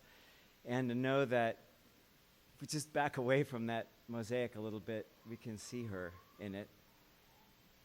All we have to do is look around and there she is, right? Look around, here she is. And everybody here. It's the most beautiful thing. So, Deb and I were at this conference in Washington, D.C. about 4 years ago, and it was speaking, and people sitting in the back of the conference room. It was like, get outside, you know. It was like we were both talking, and as quick as we could extricate ourselves, we took off down Rock Creek Parkway, which many of you may know is just this beautiful spot in D.C. We dropped out of the hotel down into the tall trees and started walking down the trail. And, of course, people were walking and biking, and the parkway had cars. And it was this beautiful sort of innocent walk. I thought it was an innocent walk. And by the time we were done, Deb's like, okay, so we'll have the next meeting at the Pro Walk, Pro Bike, where we're going to bring the walking and the biking movement together, because biking's gotten so sort of special and precious that a lot of other folks said, oh, this Spandex and all the folks from Marin, we got to figure out how to, you know, make this appeal to everybody. And the walking movement was trying to find its own voice and wasn't quite as well-funded and organized as the biking movement. And we said, we've got to build this constituency together. So by the time we'd taken this little 50-minute walk, see, I thought I knew what we were going for a walk for. Deb was really clear what we were going for a walk for. And on the other side of it, it was like, okay, you know, the funder, I was like, okay, we'll fund that, Deb, sure. Right? Irresistible. So we met at Pro Walk, Pro Bike. About 15 people came together. We said, well, let's do a little convening in Washington, D.C. We set, you know, a lot of time for planning, I think 5 weeks to bring the country together around this idea. It got delayed by Hurricane Sandy when we were going to meet, and Deb's whole thought was, it's okay, it'll just get better, it'll get better. So instead of 100 people there were 200 people there by the time that we came back around. That led to a convening that on the very same day, just about 2.5 years ago, the Everybody Walk Collaborative, which brought the walking and biking movements together in the beautiful way that Deb described. What happened was that the educators were in it for brain development and test scores. The climate, environmental folks were in it because it reduced our carbon footprint and got us out walking. As a health organization, we knew that it was great for health, 30 minutes a day. The equity folks were saying, yeah, walkable neighborhoods are great for social justice. It means that everybody has a right to walk and ought to have a right to walk in their neighborhood, and we need to stand up for that. Mayors were coming saying, well, a walkable, bikeable downtown builds economic development in places that people want to live. And so Deb had essentially built a strategy around the movement that brought everybody in for their own reasons, but on the same strategy. And we came out of this meeting, and the same day the Surgeon General said, well, and I'm going to announce a call to action on walking and walkability. This was 3 years ago. 3 weeks ago, the Surgeon General announced its release. Part of Deb's vision playing out. Yeah.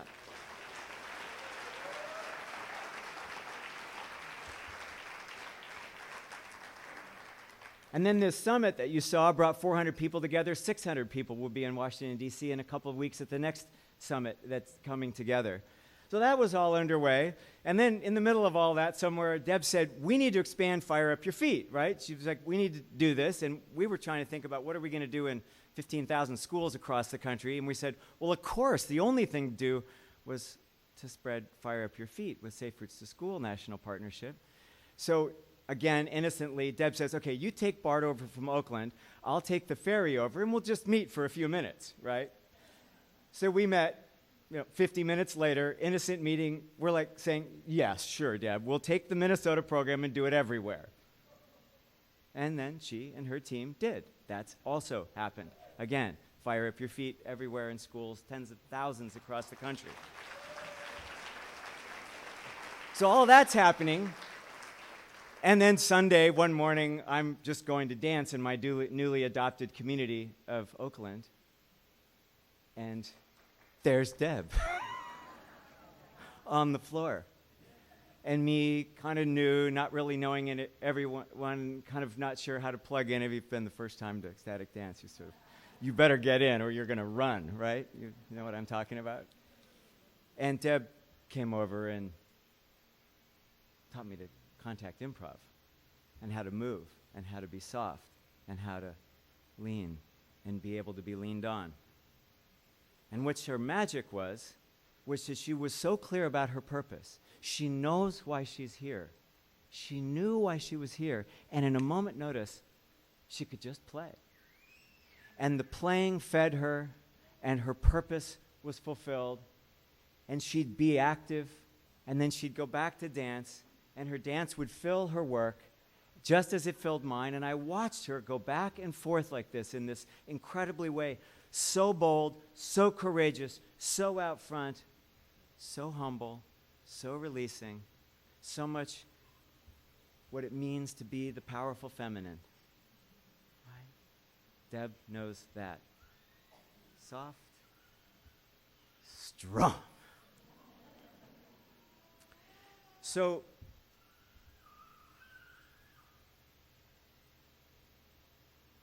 we had this walking summit, and the next day, Deb and I flew back from D.C., me in Oakland, and she was here, and we talked a couple days later, and I said, Deb, how are you doing? What do you think of the summit? And she goes, I don't feel so good.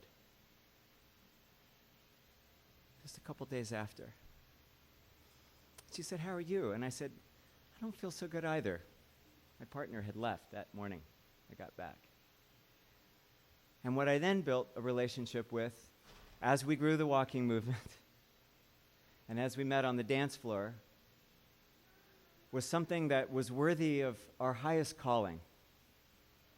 And Deb reminded us always of what is our highest calling. She lived her highest calling. And then how do I be soft? And how do I release? And how do I be humble? Embrace the tiger, return to mountain. And this irresistible Deb that I could never say no to is with us in each one of us now.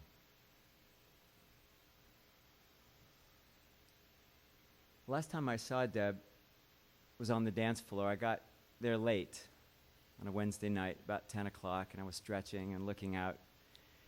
And there was this gossamer apparition. She was having a period of kind of coming back around a little bit in remission, and had decided to dance and had shrouded herself in a beautiful white cloth to protect herself, and yet was out on the floor, and her presence in the room was setting the tone. And I was watching this gossamer apparition across the room, and as I got closer and realized it was Deb, that same irresistible, extraordinary power and soft was right there with her. And Andy, we danced, we cried, we touched each other ever so softly. And as Deb floated back off into the dance floor after 5 or 7 minutes, my heart just went right with her, just like all of our hearts go right with Deb. And Deb reminds us in that we don't have to get connected. We are. And in this room is Deb, every place we look. So here is to the recognition that we already are connected, and that our purpose and our play, rooted in the heart, is capable of this. Deb. Please welcome Amity Hotchkiss, Deb's longtime friend, who's going to share some poetry with us. Hi, everyone. Thank you so much for being here. I know Deb would have loved to have looked out at this crowd, seen you all. Not too low. Yeah. This is a love letter to Deb.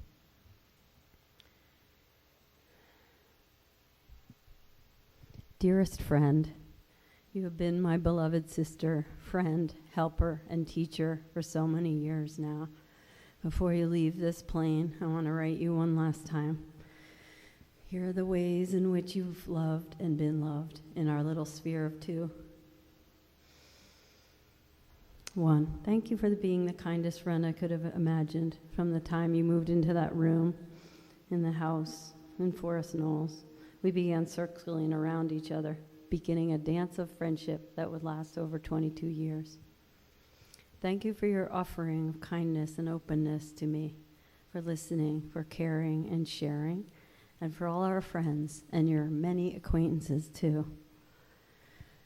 2, thank you for meeting me in the mind realm with your intelligence, insight, self-awareness, and spiritual growth, for all our ritual making, artistic endeavors, and the shadow work too, for always being honest and clear with me, for being willing to mirror for me and me mirror for you.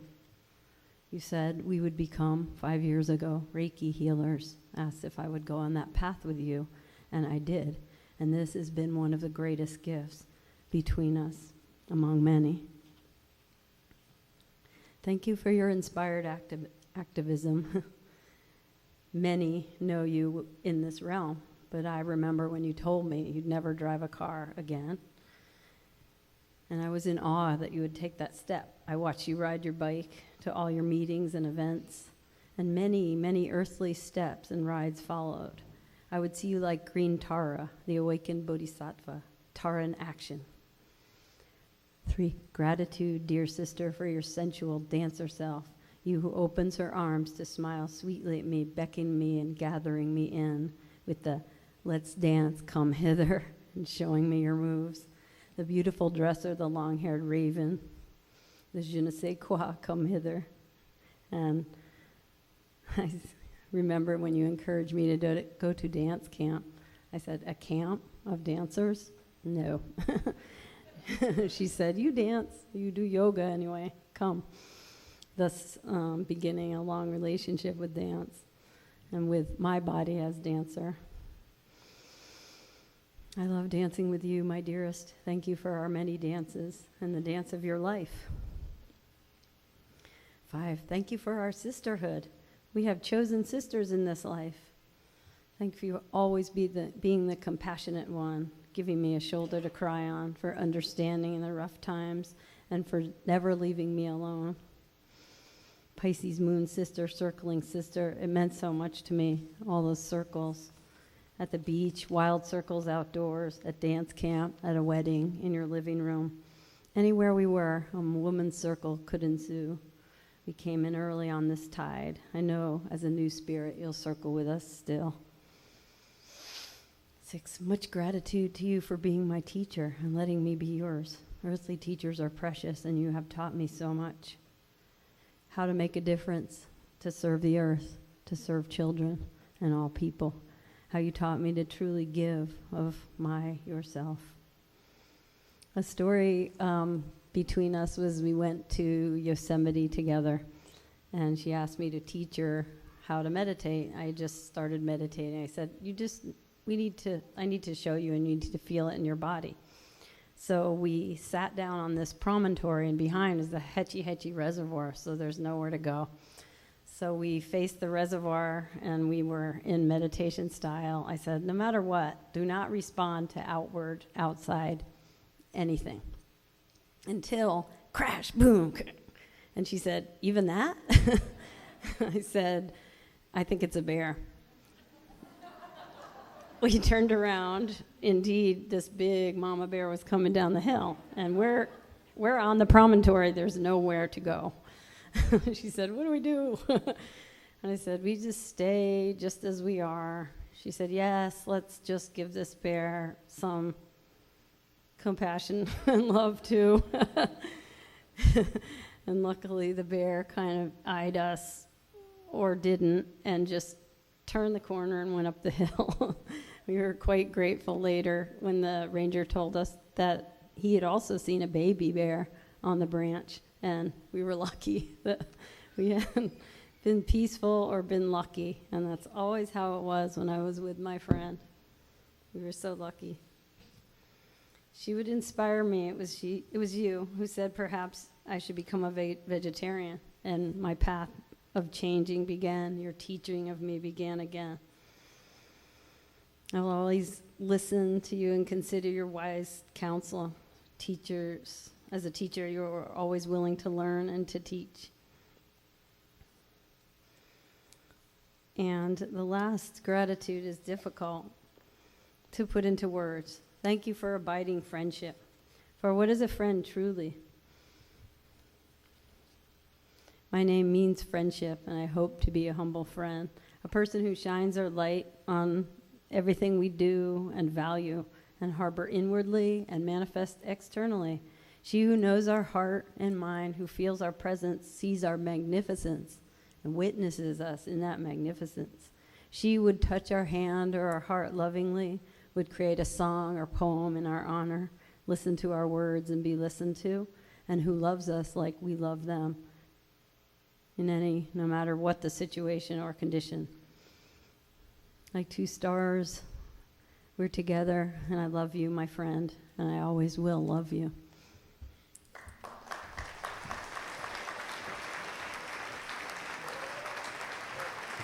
Thank you so much, Amity. So, Lindsay Wood, take two. And we have the technology dialed in here, so here's... It is all dialed in. Do you feel it dialed in, people? I need some encouragement here. Okay. Please give a warm welcome to Lindsay Wood. I think I like microphones as much as Deb did, right? She loved a good microphone. She used them often, and her voice was heard by thousands that turned into millions of lives affected. And I'm so happy to be here today. And I'm wearing the dress of Deb's that she caught my wedding bouquet. My husband, Eric, filming over there. Thank you, Eric, for filming. We are capturing this because, yes, days before Deb passed, she turned to me and said, "You've got 4 minutes." It did expand to 6. I don't know how I didn't ask for it. And then she said, "You're going to be videotaping." I'm like, yes. So I often connect with Deb, and we had a strong, deep connection. I gave her a lot of massages, many hours of massage, lets you really tune in with someone. And I really miss her, and I often cry. I was just crying over there, watching her dance. And I wish she could be here with us, don't you all? And I'm wondering if we could connect with her right now and bring her into this space. I'm with you in spirit. Just to feel her once again. Deb, you did it. Look at all of these people in this room. We love you. We miss you. We have so much gratitude for all of your life. And there are some serious, very important people, VIPs in this room. Your mom is one of those people. She supported and cared for you your whole life. She actually had a lot to do with you coming into this planet. And especially in these last 2 years. And I know you have something to share with her.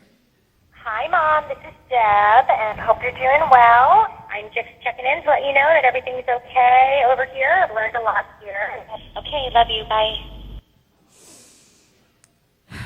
So I know you called her every Sunday, and it's not been easy for Mary Lou to not receive those calls, but she misses you. And wait, you want to sing her happy birthday? Well, it's not your birthday right now, right? Okay, do you guys want to hear happy birthday from Deb? All right, just want to make sure. Hey, Mom, happy birthday. I've got a new birthday song for you, and it goes like this. Happy birthday to you. Happy birthday to you. Happy birthday, dear Mom. Happy birthday to you. Well, singing isn't the strongest suit in our family, but I tried. So I hope you're having a great day. So, Deb, I care for you so much and so many times. How many of you think about Deb often? Yeah, she just flows in your mind many times in a day at different times. And I'm just curious, I would like to know when it's appropriate to think about you. In the shower or meditating or at a meeting. Wow, those are great places, Deb. And I know your efforts to get safer routes to schools and people more active have resulted in thousands of lives being improved. And what would you have to say of all of us and those of us that are on our own personal mission of transformation? What I urge you to do is to really envision what you're seeking to create so that we're not fighting against something, but that we're advocating for something, that we're advocating for a healthy world. Do you all agree? Advocating for this is her. She's talking. And I know Andy was one of the most special people in your life. And you work together both personally and professionally. And I know you have a special message for him. You've got to. Hey, Andy, Sweetie Pie. I got a tech question to ask you because my internet isn't loading on my computer. Oh my God, every girl's dream to have a tech guy in her life, right? I mean, what could be better than that? But she said something earlier. She actually called you something. I just want to make sure I heard that right. Hey, Andy, Sweetie Pie, Sweetie Pie, Sweetie Pie. I hope you're doing well today, and I love you very much. And you and Andy worked so tirelessly on campaigns to encourage more biking across the United States. And we are grateful for the Larkspur Tunnel, right? We're right here. It is over there. It's open. And the other pathway further on, the big white, beautiful metal pathway is in progress. And I don't know exactly when it's going to be open. But how can we keep your vision alive? I want to know that from you. Do you want to know? Okay. So I just want to encourage everybody to get out there and ride your bike whenever you can, wear your helmet, work together with your local group if you have one, and write a letter to the editor and just talk about why bicycling is important. And by the very fact of you being out there and bicycling and talking to your friends, you're helping to change the world. Do you agree? So on your table, Bike Ride for Deb, strong promotion, Saturday, October 24th, starts at 10 a.m. I know the Marin County Bicycle Coalition is behind putting this together, and that so much of our love and dedication and our wheels moving is what's going to support Deb even more. And I personally am riding my bike more. And who wants to take the pledge of riding our bike more? Anyone? Okay, good. And I'm just curious, Deb, if there are any final thoughts that you have for all of us that you can share and that we can take into our lives. Don't ever take no for an answer. Don't ever take no for an answer. Don't ever take no for an answer. Thank you so much. I'd like to welcome for this next set. We're going to kind of be moving into the music phase here with a song that was written by me, by Annie O, and a couple of songs with Tom Finch and Colleen and Bob on the big bass. Actually, I have two short songs. The first one, Deb always asked me to play this since way back when I first wrote it, probably late 90s.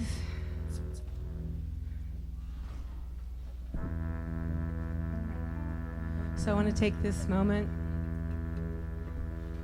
If we could all close our eyes for a minute. or under a minute. Just take a deep breath and invoke the Deb that Lindsay was invoking, and Tyler and everybody.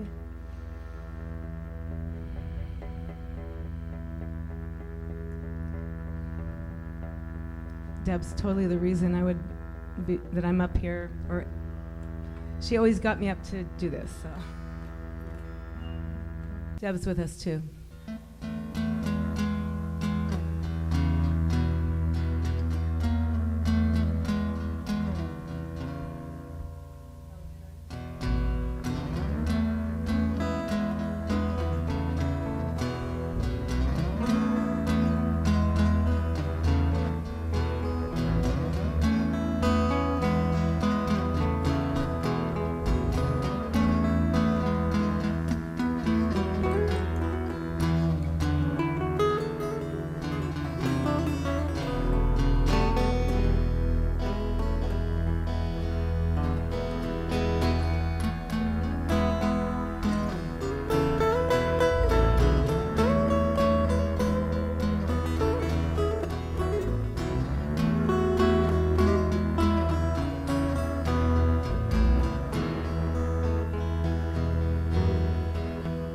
Could have gone for the money.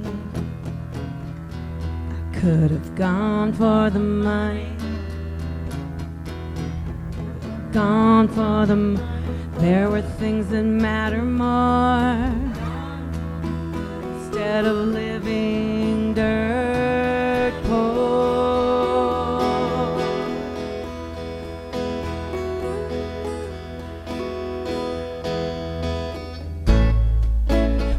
Daddy told me it was more important to be happy.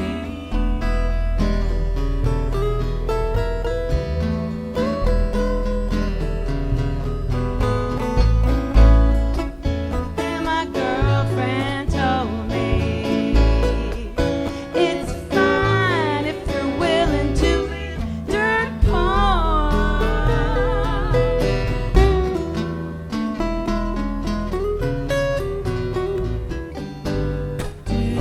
When I'm outside and the stars are shining so bright, I feel the air and I feel just like a multi-billionaire.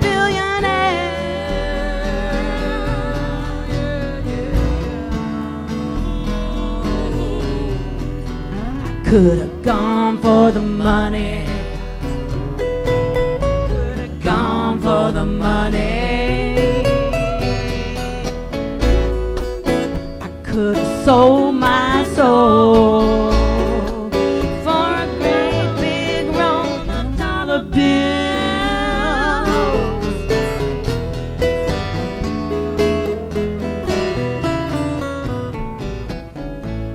Well, I would never sell my soul.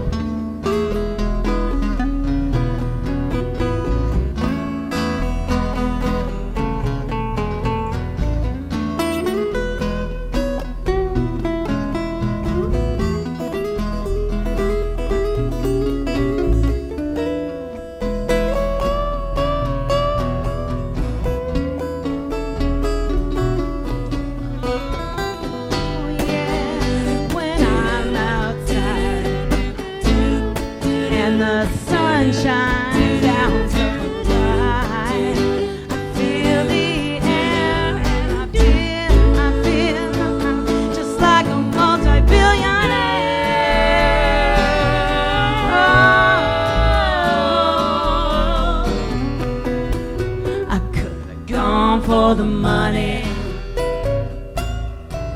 gone for the money. I could have gone for the money. There were things that matter more. Gone for the money. Instead of living dirt poor. Gone for the money. There are things that matter more.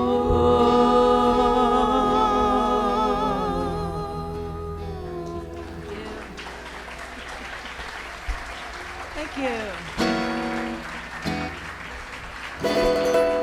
All right, just one more for you, and then I think we're moving into the dance. Oh, Howie, where are you? Are you here? Come shake Howie if you want.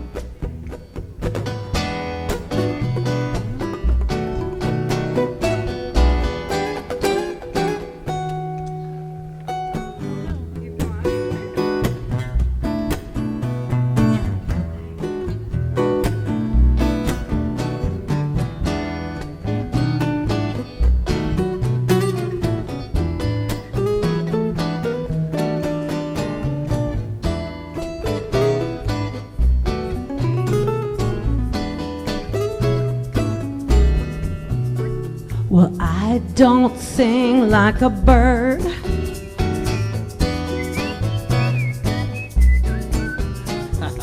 I don't sing like a bird.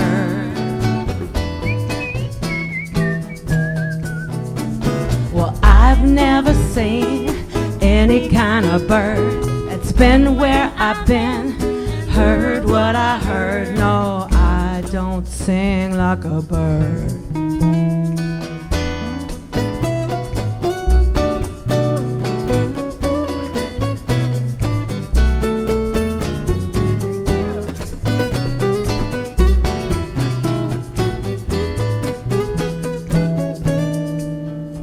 Well, tears come hard to me.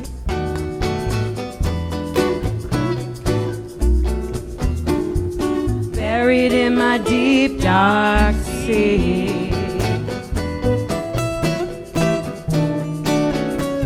And when they flow, a flower will grow, but tears come hard to me.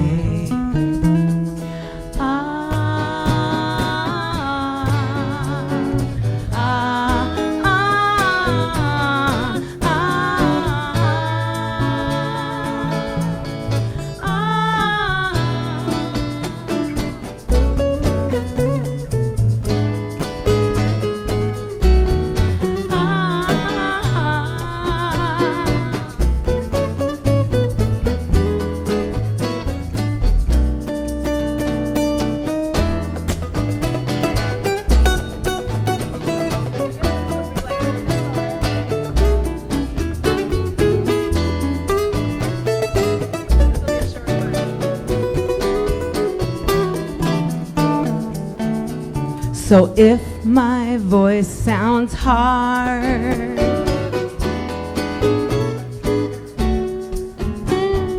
play your kindness card.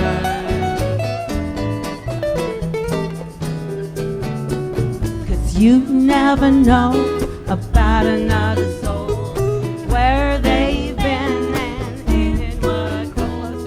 I'll never sing like a bird. I'll never sing like a bird. Oh, oh, I don't sing like a bird.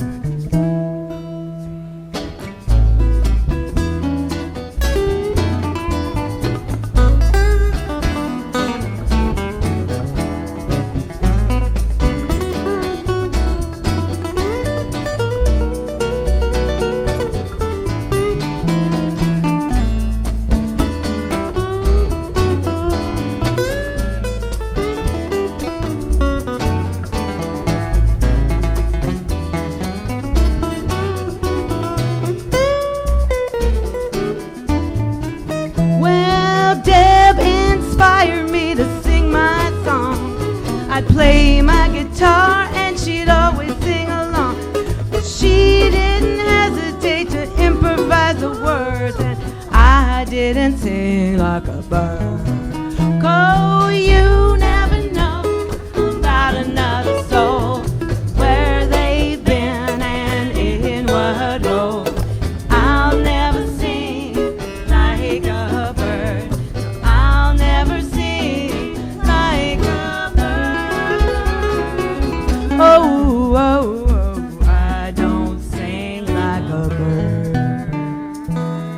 Thank you very much. Stay and dance.